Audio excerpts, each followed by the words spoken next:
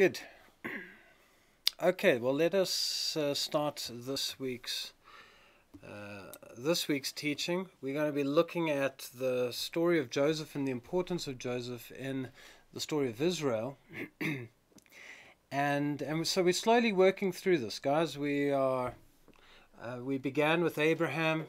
We looked at how a descendant of Shem was called one of the Hebrew nation, and that our Father said to him an amazing thing. If you think about it, all the other nations are kind of grown, and here's a single man, and he says of him, I will make of you, I'll change your name from Abram to Abraham, and you'll be a father of many nations. And then we see that his word is true, that this literally happened, that he adopted and Lot became the nation of Moab and Ammon, and we see Edom out of Esau, we see Keturah, Midian, and different tribes coming out of there, as well as Ishmael and the Arab people.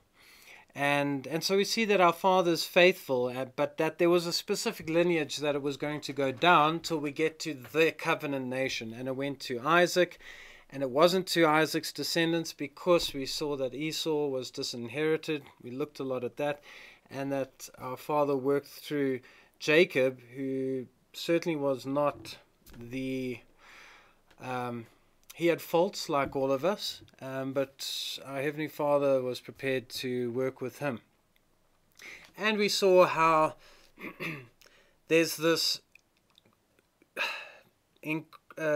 crazy encounter that happens up with Laban. Jacob has to go up, get Hebrew wives like Sarah, like Rebecca, Hebrew wives. He goes up to Haran, to family there, and he finds Rachel, loves Rachel, and in the end he marries Leah and Rachel, two sisters.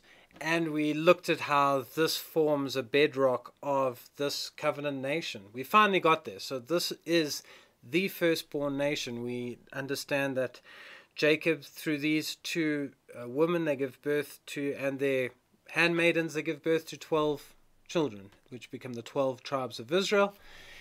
And so we get to, this is the nation. It's the nation of Israel. There's no more. Perhaps there is a bit later on, but generally speaking, we're understanding, we finally got there. This is the nation that is going to remove the Canaanites. This is the nation that was said to Abraham, you will go down into Egypt and grow in number, and then you will come back. It's Israel. This is who it's resting on, and this man Jacob.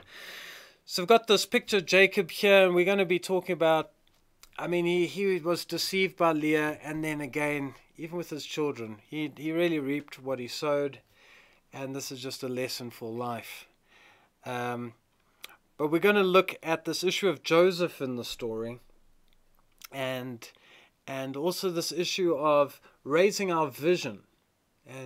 And this is the one thing I really want to impress upon you guys, is this issue of vision. And do you see this? Do you have the vision that God gave for Jacob? Because things happen in his life where I'm sure he was like, well, I don't know if those words that were given were too lofty. Perhaps it's just spiritual. Perhaps it's just this. So we got that testimony from him. You'll remember in where was it? In Genesis chapter 35, verse 10 and 11. Let's read again. This is where we ended off last week. We finally get to the chosen nation. Sorry guys, I've got to go back quite a bit. I'll get there soon. Just hold on. Okay, so you'll remember right in the beginning we had, we ended off last week with this passage here in Genesis chapter 35 and verse 10, and God said to him, this is Jacob, he's got the two wives, he's got 12 boys, your name is Jacob, your name shall not be Jacob anymore, but Israel shall be your name. So he called his name Israel. And then we get into the blessings. He says, I am God Almighty. I am El Shaddai. be fruitful and multiply. Okay, this is about bounty and fruitfulness. Okay, he's had 12 children. I think he's done pretty well already. But anyway, this is about continuing. You're going to be fruitful and multiply. And then we saw a nation and a company of nations shall proceed from you. They will come from you, and kings shall come from your body.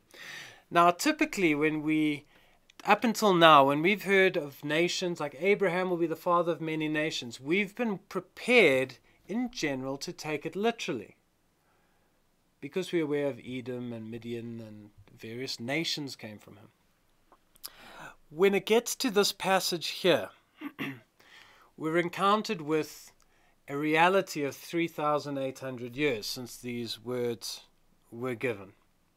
And, well, what do we make of this? And so often, and this is what I would have done before I changed my mind, is often we will look at the nation and we'll be like, okay, well, that makes sense in terms of the Jews.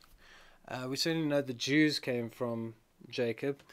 And the company of nations, perhaps that's about Gentiles that convert and become Jewish. Perhaps it's kind of spiritual in that the Jews have blessed others along the way, or that through the Jews, nations have been blessed. But there's something quite wrong with that. Or I want to challenge you on, is that how we should take it? Or are we doing it on perception?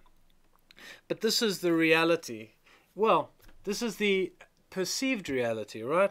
When it comes to the issue of nations, we don't talk about the nations of Israel. We don't believe, it's just, let's be honest, we don't believe that Jacob had nations come from him. We just believe in the Jewish nation. So when it comes to this issue of a company of nations, I believe if it was literal, I believe we would all say that it is something hidden. Or it's something it's not obvious, and that's not how the world talks. When we talk about Israel, we'll talk about, the Jews came out of Egypt, the Jews were at Sinai, we only know of one nation. We won't say, well, the Jews and list a few others. It's one nation. But we do see this company of nations. I want to inspire you to believe that just like Abraham, where he was told he could be a father of many nations, and it happened, that with Jacob, when God said this, a company of nations, that we can take it in this exact same way and believe it to be true. And just that it's been hidden. Okay? It's been hidden. And this is also part of us understanding this topic, is that one part of the nation of Israel, it's a hidden thing. We don't quite get it. The other part of it is really in plain sight. Okay?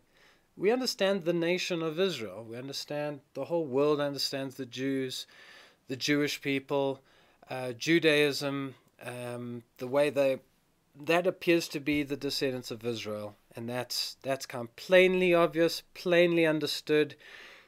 And so there's these two sides. And as I said last week, this division very likely is going to be the result of the matriarchs. The seed is divided between two women, and there's friction there, and that might also play a role, we'll most probably understand on some level, to a division of destiny, and we're going to understand why this with time. Okay, so here are the 12 sons of Jacob. Let's see if I can do better now. I'm going to try to remember them. There's Reuben, Simeon, Levi, and Judah. Leah starts first. Leah comes in quickly, having children. We then have, I'm going blank already, Dan and Naphtali from the handmaid Bilhah, from Rachel. Then Zilpah, she has Asher and Gad, and then Leah again has Issachar and Zebulun, and then finally, right at the end, Rachel has children, right at the end, Joseph and Benjamin. And so we understand these are the sons of Jacob. But what I want us to now look at is, okay, so we say today we know of a nation that came from Jacob, but do we understand who the Jews are? This is a question I put to you. Who are the Jews? Are they from all the 12 tribes there? Are they from some of them? Do you know? I put it in our notes for this week. You can have a look at it. I enjoyed these two letters. Someone wrote to chief rabbis in the British Commonwealth asking them this question: who are the Jews? And are the Jews the descendants of all 12 tribes? Very simple question, and then they got their secretaries to reply. And I want to read so that we understand who the Jews are. At least after 3,800 years, that we understand who the nation is that came from out of Jacob. All right, so this one is from 1918, so this is 100 years old. And this was from the office of the chief rabbi on this question: who are the Jews? Dear sir, in reply to your letter of the 15th instant, I am desired by the chief rabbi to state, number one, the people known at present as Jews are descendants of the tribes of Judah and Benjamin, with a certain number of descendants of the tribe of Levi. Okay? As far as is known, there is not any further admixture of other tribes. The 10 tribes have been absorbed among the nations of the world. See Kings chapter 17, more specifically verse 22 and 23. That'll be in our reading for next week. But anyway, laying it out, and then point number 4, we look forward. So this is quite good. Staying scriptural, we look forward, even though having no idea. The rabbi says we look forward to the gathering of all the tribes at some future day, because although it's like we have no idea, they've been absorbed into the nations of the world. Isaiah 27, Ezekiel 37, and other passages speak of a reunification.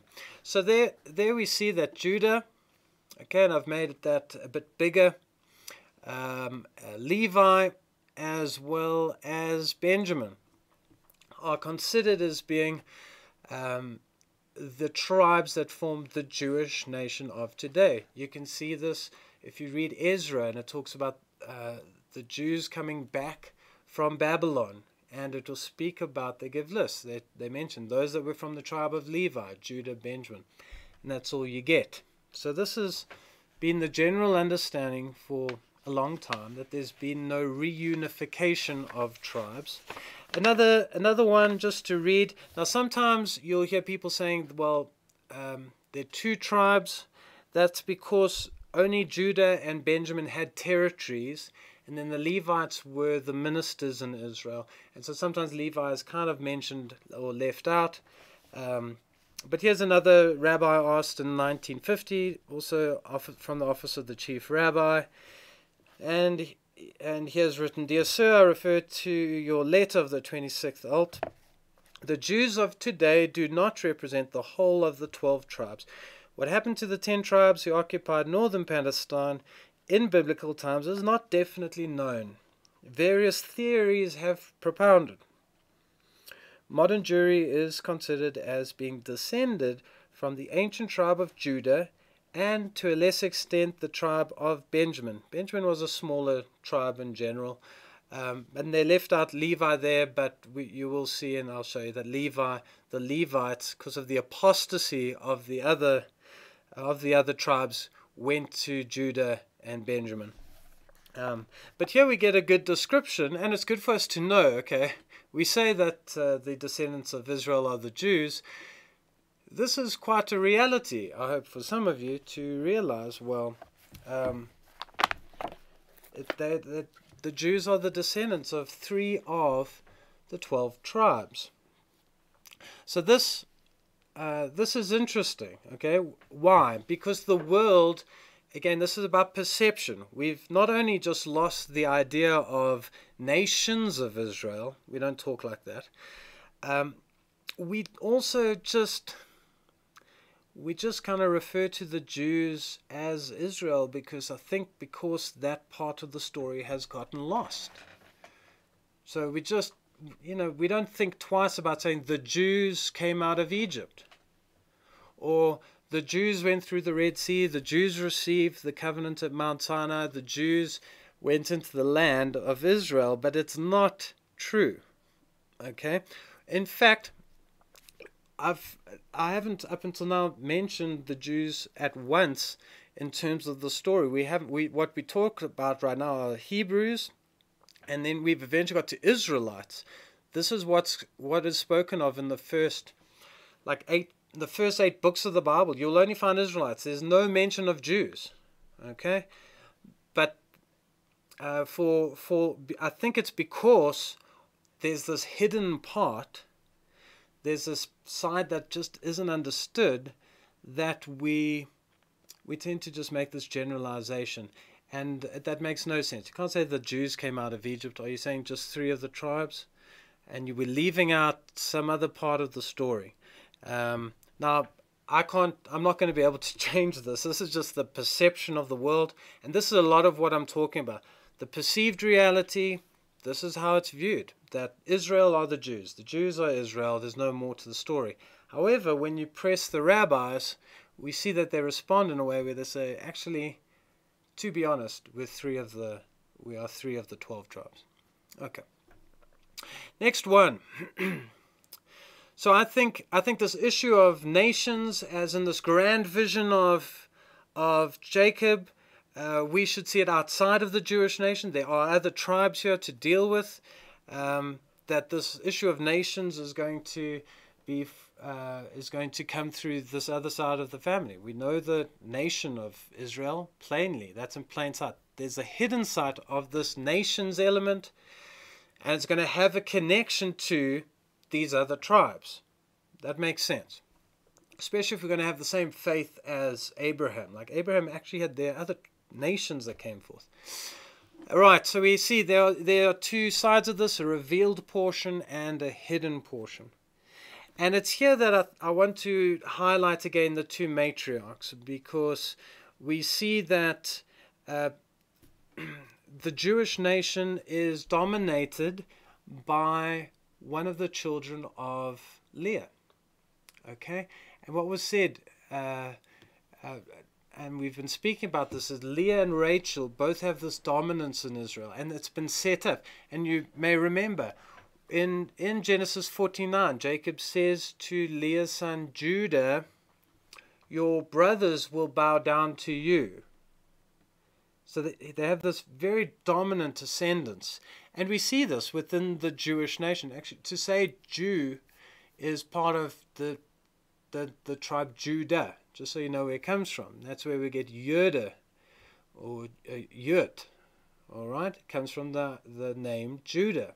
Okay, and there's no mention of Levi and Benjamin. They are there, but Judah is dominant. That's why the religion is called Judaism. Or if you go and buy a talit or a shofar, whatever, it's called Judaica. All right?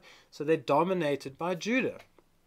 And we see this from the scriptures. We see Judah was raised up. He's got this preeminence, and he is Leah's, okay, in a way, like Leah's firstborn dominant child. And here we see also Judah's life is also, it's very much in plain sight, and as well as Leah. We see Leah first to get the covenant, first to have children. She's prominent, she's there, her children are dominant. We just see that. Then there's this other side that's hidden, and this is more with Rachel, where sometimes it's like, I can understand, we can almost forget Rachel. Okay? Rachel, it takes her ages to get Jacob. Okay? She gets in there second. She's battling to have children for Jacob. She's barren. We don't see her part coming through. It's hidden. It takes a while, but even then it's through the maid servants, and then only right at the end does she give birth to Joseph. But even in that part of the story, Joseph then gets sold off to Egypt. I mean, who's watching over Rachel's side of this? When she gives birth to Benjamin, she dies. Her side of the blessing or part in Israel is a lot more, is a lot tougher to see and to understand. So it's hidden. And this is important when it comes to this issue of why are these things hidden. Sometimes you want to pinch yourself and say, nations of Israel, am I overthinking this? Am I just wanting this? But we need to understand the story here. Okay, so there's a central figure. Judah is just prominent. We see it. His name's mentioned in terms of his nation. The other nation, which child comes to the fore? We don't really know. I wrote this poem. I put it in my book. I've written a book. It's probably all of you. When you finish the course, I'll send you one. Anyway, in the book, I wrote this poem, and see if you guys can figure out who I'm talking about. But I wrote, he leads 10 tribes of Israel with 2 hiding his name. This issue of just being hidden, just in plain sight, but also it's kind of hidden. Destined for the birthright, dead Judah did claim. And though hidden in the occult, while seeking the divine, his sheaf is raised and stars bow down, destined to provide. Okay, and I'm sure as I was reading through that, maybe not all of it you understood, but this idea of someone whose sheaf was raised up, and as Judah was announced, your brothers will bow down before you, another one in Israel is described as he's going to have a sheaf that is raised up, and all these other sheaves are going to bow down to his one.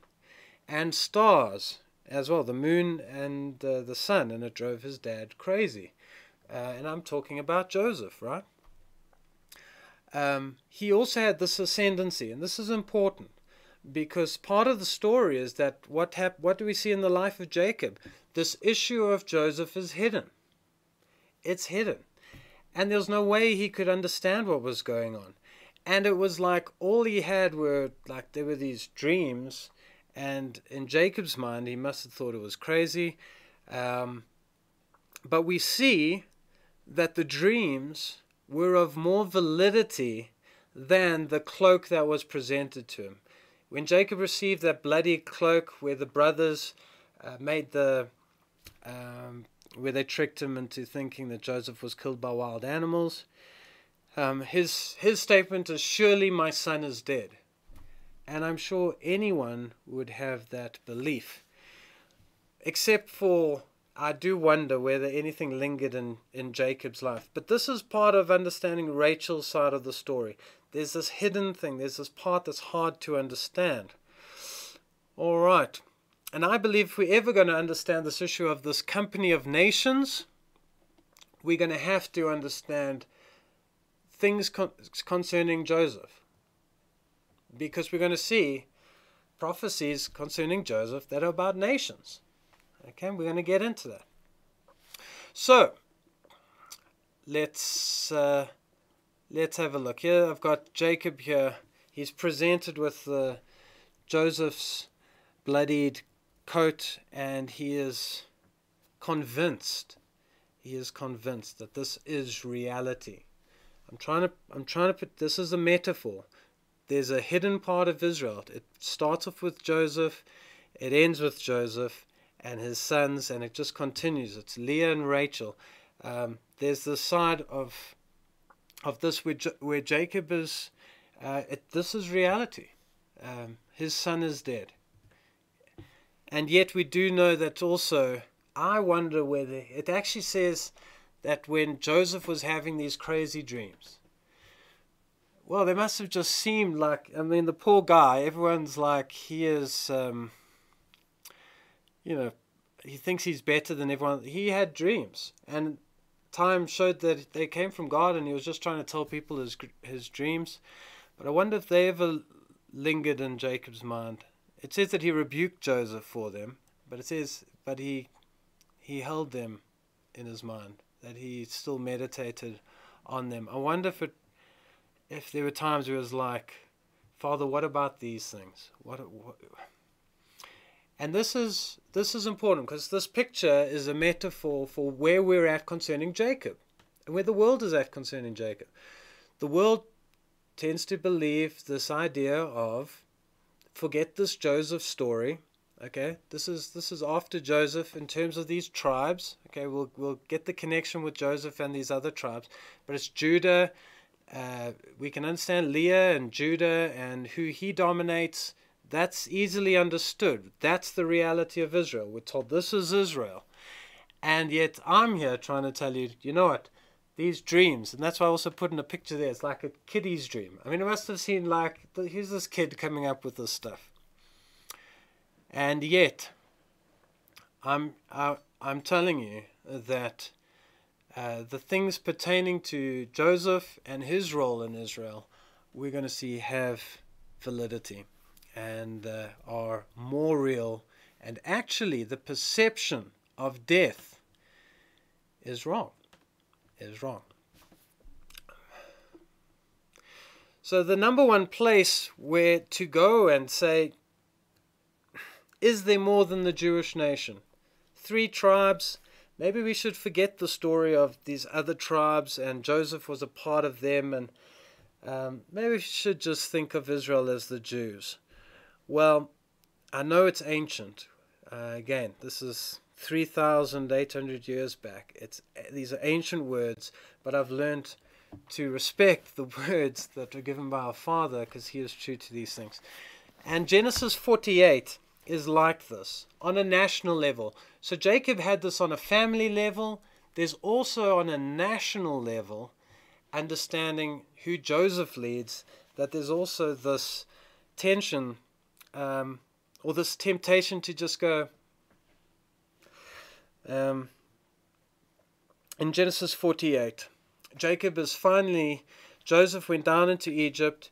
He has that famine policy where he saves the world, really, and his family. And Jacob can't believe it. He's told Joseph is alive. Wonderful statement just in that. Joseph is actually alive. And it says the spirit of Israel was revived. So, and I believe that was with this great understanding of not just a nation, but this company of nations. Anyway, he goes down into Egypt, and it is there that before blessing all his other sons, he has this unique ceremony, I suppose, where he brings in, he's wanting to bless Joseph in particular. And he calls for Joseph and his 2 sons, Ephraim and Manasseh. So in Genesis 48, you should have read it twice by now. I think I've put it in the readings a bit because I want you guys to, I pray that some of the words have leapt up the pages. You can open your minds. It says, now it came to pass after these things that Joseph was told, indeed, your father is sick. And he took with him his 2 sons, Manasseh and Ephraim. And Jacob was told, look, your son Joseph is coming to you. And Israel strengthened himself and sat up on the bed. Then Jacob said to Joseph, God Almighty appeared to me at Luz, that's Bethel, in the land of Canaan, and blessed me, and said to me, behold, I will make you fruitful and multiply you, and I will make you a multitude of people, and give this land to your descendants after you as an everlasting possession. And now your 2 sons, Ephraim and Manasseh. Interestingly, he mentions Ephraim first, so it gives a hint to his mindset concerning these 2 boys and who he was going to raise up, who were born to you in the land of Egypt before I came to you in Egypt. They are mine. As Reuben and Simeon, they shall be mine. So Jacob takes the 2 sons of Joseph and he raises them up to the level of all the other tribes. So essentially, Joseph gets a double portion in the inheritance.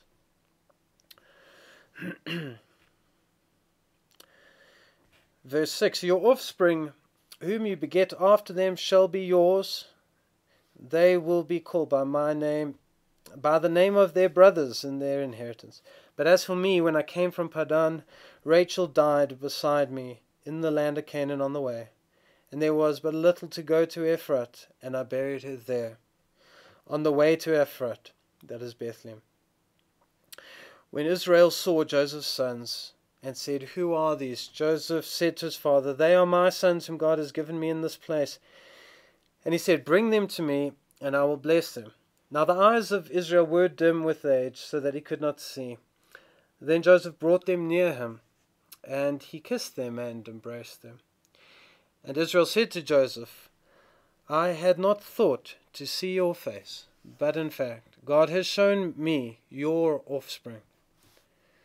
So Joseph brought them from beside his knees, and he bowed down with his face to the earth. Joseph took them both, Ephraim with his right hand towards Israel's left hand. Ephraim was the younger son, so he's trying to get Ephraim towards Jacob's left hand.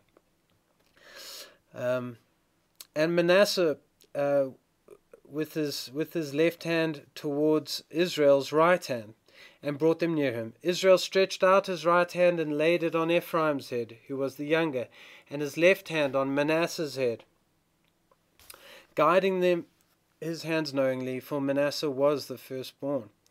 And he blessed Joseph and said, God before whom my fathers Abraham and Isaac walked, the God who has fed me all my life long to this day, the angel who has redeemed me from all evil, bless these boys. Let my name be upon them and the name of my fathers Abraham and Isaac, and let them grow into a multitude in the midst of the earth.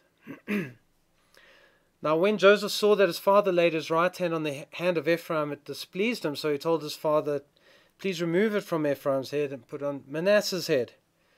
Joseph said to his father, Not so, my father, for this one is the firstborn. Put your right hand on his head. But the father refused and said, I know, my son, I know. And he says this concerning Manasseh, He also shall become a people, and also shall be great. But truly his younger brother shall be greater than he, and his descendants shall become a multitude of nations. And so he blessed them that day, saying, By you Israel will bless, saying, May God make you as Ephraim and Manasseh. And thus he set Ephraim before Manasseh. So we have this wonderful passage where Joseph is exalted in a way. And what's interesting with this blessing, may God make you like Ephraim and Manasseh, is, I don't know if you know this, every Shabbat, every Friday night, Erev Shabbat, the Jewish people will often bless their children, and this is the blessing they will say over their boys. May God make you like Ephraim and Manasseh. Now, in the broader scheme of the topic of Israel, it's quite hilarious, because they don't even know what became of them. It's not like they're so bountiful that, like, no one knows. As they say, at the end of the day, if you push them on it, they're like, well, us Jews are just Levi, Judah, and Benjamin. And yet they take these words seriously, as I believe we should, because we see God is answering everything. And what's happened here with Joseph, the whole story, has been for a reason. But what's important is we see nations, this issue of nations, starting to come out, and it's surrounding the person of Joseph. Okay? And we see a nation in and of itself is destined, a people, and a great people, to come just from Manasseh. And Ephraim, this idea of nations, or a company of nations, in him, through him, just himself. So we get this idea of nations coming through Yosef, through Joseph. All right. Some more things for us to think about. So in 1 Chronicles chapter 5 verse 2, this is centuries after Jacob gives blessings to his children, that these words can be said. These words became the reality in Israel. 1 Chronicles 5 verse 2, it says, For Judah prevailed above his brethren. He was meant to have a dominance. Remember, his brothers were to bow down to Judah. This is part of his plan. Leah's firstborn, in a way, raised up to be Leah's dominant child. And of him came the chief ruler. Okay? David, Solomon. They were from Judah. Okay? They were from the tribe of Judah. And they dominated. They even dominated the kings would dominate they would rule over the priesthood in Jerusalem, and they would set up in Jerusalem. They would even be over what was in the tribal territory of Benjamin, the city of Jerusalem. So Judah dominated in rulership. But we see that the birthright was Joseph's. And you've got some readings for this week to understand how this happened with Ephraim and Manasseh, and when they started taking up territory within Israel. Okay, another thing is to open our minds is, okay, so people are saying, you know what, the Jews are Israel. This Joseph thing, or it's just, maybe the nations, it's just Gentiles that convert or whatever. We're seeing covenants being made with tribes and other people outside of the Jews, and we have the right today. If the rabbis say we don't know what became of these other tribes, well, we do according to Scripture. What do the Scriptures say? The Scriptures say, well, after 3,800 years, we should be seeing Ephraim as a kind of community of nations or company of nations. Manasseh, at least, should be a great nation. Okay, we'll get into the other tribes that are also around Joseph. But anyway, we start seeing we should be allowed to have a big vision. Now, there's another scripture that I put in here that I've put in for two reasons. And that is because people, firstly, are wanting to make it out more and more. And this is also Messianic Judaism. It's strange. And I think it's because of this message, which, that they don't like. Okay? There's a part of the Jews that like to be, we are God's chosen people. There's no more to the story. If you want to belong to the story of Israel, convert and become Jewish, or be a part of the other nations. But there are no other nations of Israel. And so there's a threat to that. But if our Father's word says something else, then we should stand for something else. And if we stood for that, we would have to say he did not fulfill these other words that were given to other sons of Jacob. Okay. Another one in Deuteronomy 33. This is years later, after the Exodus. They've come out. This is Moses speaking these words. In time, the children of Israel became a multitude. All the tribes became prosperous in Egypt. They come out as a nation. And it's interesting in the story of things to hear his blessing that he gives over Joseph. All right? Because this does not describe Jews in history. Okay? I'm not being anti-Semitic. I'm just saying they fulfilled a different role. Okay, and we're going to get into the exile, and there's certain curses that were put on Joseph's side of the family, who he's leading, and the Jewish nation and who they are leading. But in Exodus 33, this is speaking of Joseph's children and Joseph itself, of Ephraim and Manasseh and the tribes that came through them. His glory is like the firstling of his bullock, and his horns are like the horns of unicorns. Okay, originally a unicorn, from the research I've done, it wasn't a mythical creature. With time it became more mythical. Originally, it's, from what I've seen, it was describing like the Indian rhino. Okay, but we see this bulls, horns, and it's speaking of the descendants of Joseph in this way, and it says, with them he shall push the peoples together to the ends of the earth. And they are the 10,000s of Ephraim, and they are the thousands of Manasseh. Why I bring out this one? We're going to get more and more scripture where we're going to see the separation, this division, and we're going to see this issue of Joseph. It's hidden. As the rabbi says, many theories are out there. I'm going to present my ideas. I could be right, I could be wrong. But what we see is they are not Jews. These are not Jews. Okay, you would never describe the Jewish nation in their exile. They also had a scattering. They also had to wander. They also went to the ends of the earth, it would seem. And it seems as though Joseph, it's prophesied as well, that they would also have a similar fate. And we see this, that they were exiled in 722 BC. And concerning who Joseph leads in Israel, this issue of nations and this company of nations, and we're going to explore that more, they're described as animals with horns pushing and pressing into the nations of the world. That's just not a description of the Jewish people in their exile. Theirs has been more one of despair and there's pogrom after pogrom and shunted here and there. They did not have a kind of forceful ability in their kind of wandering.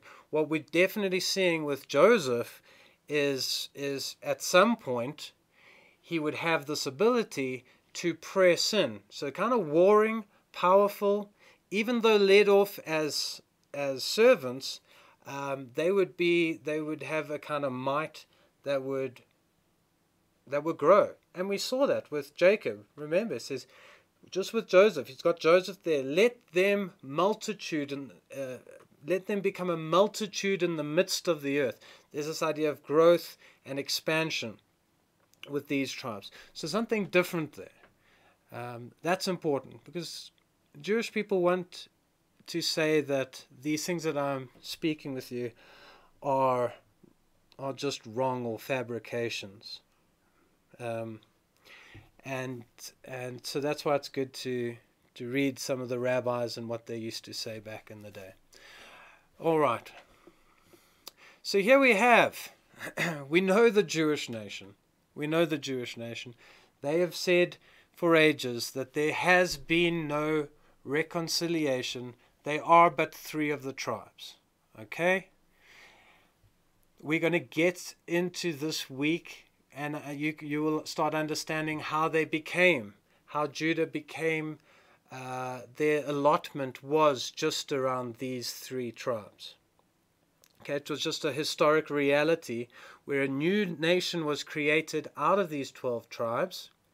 All right, and Judah was to the south, Benjamin a little bit north, and in Benjamin, Jerusalem was there, and God tells Rehoboam, he through the prophet, he tells Jeroboam, who's going to lead. He was of Joseph. He was going to lead 10 tribes away. They were going to separate. He says, I'm leaving 2 tribes still in the south. This is after Solomon. One for the city, referring to Jerusalem, which was in Benjamin, and one for the kings of David, our servant David, which is referring to the house of Judah. And so that's how it came to be like that. They were further south, and we're going to also see that the new nation created and was being head up by Joseph's descendants in the north, they embraced apostasy, just religiously went crazy. We'll get into more of that next week, why the struggles of Joseph in this regard. And so we see that there's the separation that happens, and because of the religious abhorrence of the north, the Levites who are in charge of the Torah, or the true form of worship, because the political leaders just started making up new feast days, new Sabbaths, and that kind of stuff, they all just left and they went down into Judea. They joined the Jews.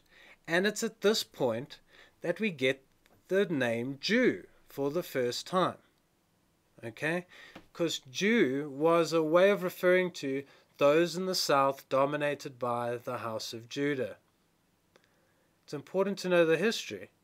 That's where it comes from. That's why and that's where it becomes a new reality. Now, some people say that with time, well, the northern kingdom didn't mind being called Jews. Well, we're going to see that actually, this is why I went through the matriarchs. This is an ancient fight. This is about who should be the leader. Joseph in the north, he's going to be saying, well, Judah only exists because of Leah's trickery and the whole thing. Judah will say, listen, it was righteous that we had this. And who does Joseph say? It was pitted to be fractious, and it goes back a long way. This is why we've gone through the story slowly so that we can understand it. But as we're looking at this, you'll see that there are 10 other tribes, because Joseph was counted as 2. 10 other tribes that were affiliated in the north, and Joseph is leading them. Judah is leading the south, Joseph is leading the north. We should come to expect that. Okay? But the reality today is we just don't understand this. And that's okay. That's okay. But let's at least be biblically true. And if our Father has said stuff, that we're mindful of that. So this is what I want to get through today. I'm not here to tell you what to believe. I'm just saying the general perception concerning Jacob as a nation today is exactly how it was with Jacob in his family way back. Okay? Joseph is dead. This issue of Joseph and all this stuff, forget about it. Okay? They are dead. Same today. If I read Deuteronomy and it's talking about Joseph is powerful, he's with his horns, he's pressing into nations and he's going to the ends of the earth, people will say, well, we will allegorize it, we'll spiritualize it away. But should we? This is the question. And I don't believe we should. But the perception is so strong that the Jews are Israel, Israel are the Jews, that it's hard to break our mind on this. But I believe, and we are. It's not that I just believe we're living in days where we're starting to have a greater vision. We are living in days where there's a greater vision. And what we're seeing is with this issue of, in Jacob's days, he would have thought, well, these dreams, what do they mean? I really feel that today as well, when it comes to the prophecies, today the prophecies almost treated like these dreams. Like, oh, Joseph's meant to become these things. Oh, Joseph, yeah, nations or whatever. It's become this kind of, it's just theology. Even as the rabbi there was talking about, one day we long for them to return, like, I still think it's said with a degree of, whether this is true or not, we don't know. But I leave this with you, and I want to leave it there. I want to get more conversation from you guys. I asked some questions. We can go over that.